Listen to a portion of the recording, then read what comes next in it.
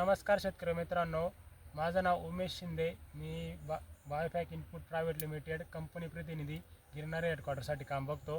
तर आज आपण दुगाव या ठिकाणी विलास दामू तिदमे यांच्या पेरूच्या प्लॉटवरती आलो आहोत. तर त्यांनी आपल्या कंपनीचे बेसल डोससाठी बायोएक्सेल ट्रिओ आणि सुमका तसे 10-26 याचा सुरुवातीला वापर केला होता. तर आज त्यांचं फर्म लावायचं काम चालू आहे. तर आपले खतं वापरल्यानंतर त्यांना काय आज ते साधारण 3 ते 4 वर्षापासून पेरू हे पीक करतात. तर खतं वापरल्यानंतर त्यांना काय बदल जाणवला कसं किंवा खताचे रिपोर्ट त्यांना कसे आले आज आपण त्यांच्याकडून जाणून घेऊयात.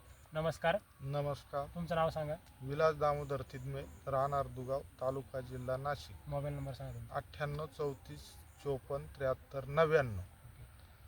ट्रिओ सुमका 10-26 एकत्र टाकल्यामुळे शेंड्याची ग्रोथ चांगली झाली, काळोखी आहे, फळांची साईज सारखेपणा खूप आहे. आम्हाला बऱ्यापैकी चांगले रिझल्ट आले.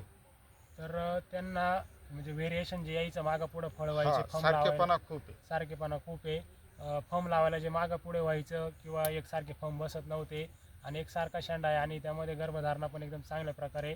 तर खत वापरल्यानंतर तुम्हाला एकंदरीत काळोखी खूपच चांगली. काळोखी चांगली आली. शेंडे एक सारखेपणा चालतो, नाही तर काही शेंडे आखडूनच राहायचे, लॉक व्हायचे. ते लॉक नाही झाले. अपटेक पण चांगलं हा, वाढलंय. अपटेक तुम्ही पण बघू चांगलं शकता झालं. बस शेणखताचं शेणखत पण त्यांनी टाकलेलं आहे. तर त्यांना असं म्हणणं आहे की अपटेक चांगलं झालं आणि खूप चांगल्या प्रकारे ग्रीनरी आली आहे.